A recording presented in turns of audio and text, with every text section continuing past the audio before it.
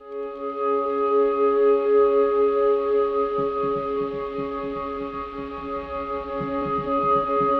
know, in the back of your mind, you get these echoes of thoughts. They start creeping up on you, and you sort of arrive at a point, and it completely changes your life. Something that sort of haunts you for weeks on end, and you suddenly go, ah, that's it.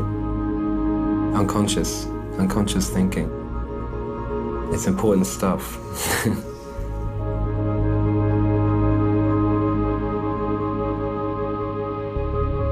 I am pretty nomadic. I like it. I really don't feel comfortable in one place for too long. I really like to move around. What do they say? It's the traveling, not arriving. I'm like that. It's a big world, and I'm very, very lucky to be able to go and see it. That's one of my greatest pleasures. In some ways, yeah, I can see the ideal of being in one place, and I guess eventually I will do that, but I really can't honestly say I can think of one place I want to stop and stay at the moment. Have you been conscious of who you are the whole of these 10 years? Have you actually worked on something? It's a really good question, and I'm still trying to figure it out, to be honest. I think you're definitely a creation of what a lot of people want to make you, and it's very hard to stop that. Obviously, they're not making something out of thin air. If I am what they say I am, it's happened pretty naturally. I'm not the sort of person who choreographs too much in my life. I only like fate.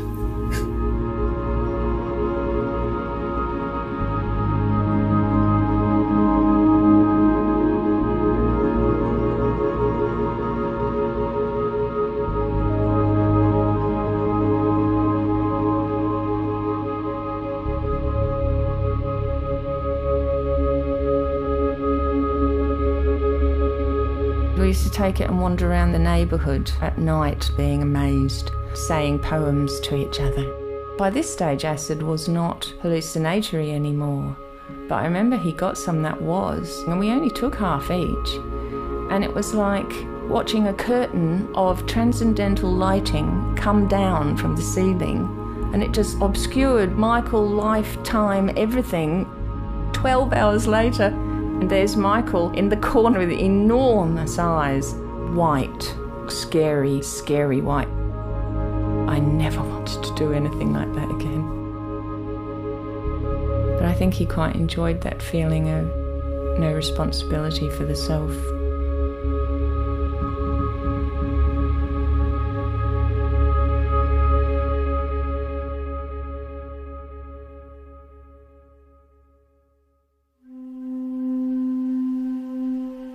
Michael just had all this other capacity in him, which is why he was so charismatic and charming.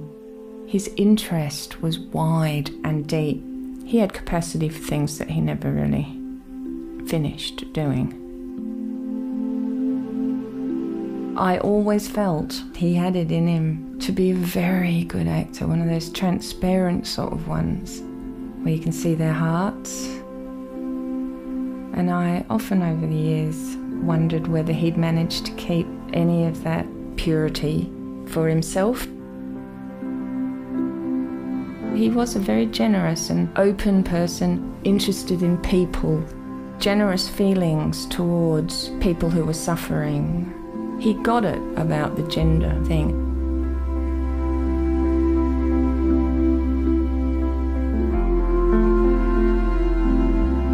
I remember seeing these little kids. There was like Spanish kids and black kids and white kids all playing around in the front garden somewhere, and thinking, as the years go by, what are they going to learn? Are they going to be able to still play together? There was a song about that, about kids. What do they learn? They learn by watching. It was definitely a racially harmonious song. I will chink my glass to Australia's future, but not so much to its past. I think in our Western exuberance to colonise and to knock things down and build things up, we set an entire culture underneath the carpet for 200 years. It's just been decimated. Very special, delicate, beautiful culture. And I think the best thing about the bicentenary is that all these issues have been raised and something is going to be done about it. at least to help Aboriginals retain what they have.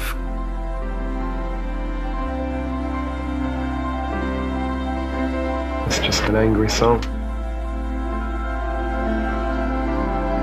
What makes you angry? Injustices.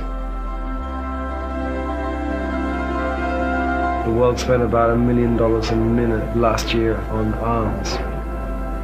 It's like an imbalance in nature to me. Very dangerous. There's a currency of hate that you can feel in Europe with the rise of fascism and neo-Nazis, religious wars. We cannot forget, not so much in the romantic sense at all, but in the universal sense, we cannot forget the power of love.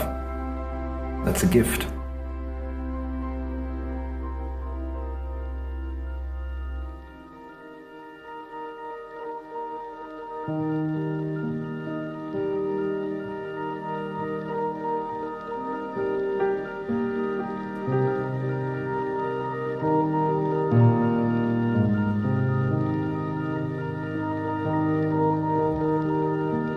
Now in the turn of the century, big changes ahead. That's what I feel. I think we have to give up the idea of ideal futures. The world is moving too quickly for some sort of perfect world. But I think we're definitely coming to grips with what the world is, how it works. And it's a strange time for everyone to bear that in a way on their shoulders. We never had so much information before, and now we all have to know what's going on. It's a time of great change, and hopefully we'll be able to deal with it and make it as good as possible.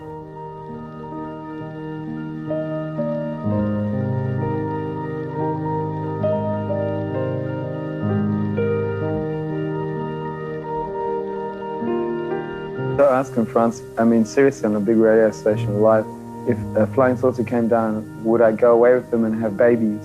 And it was really seriously asked. Yeah, I would. Definitely. Once in a lifetime chance, sure. If she was attractive.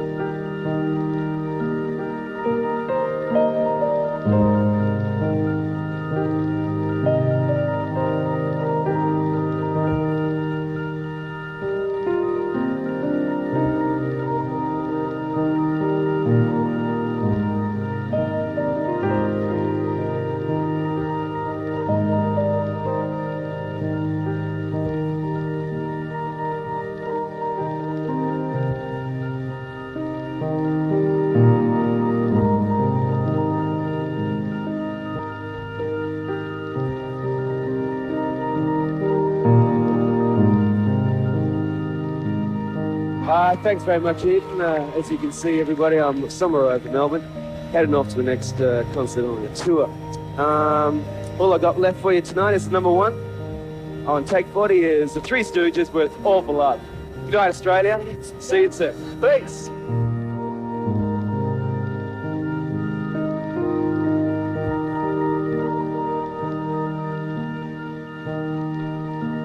I swing between being extremely positive and confident to being absolutely in despair about things, to be honest. I don't know if I could have done it by myself. Definitely not. Having 6 people, each one making up for the other when one was lacking in that belief, you know, that's how we got there, really.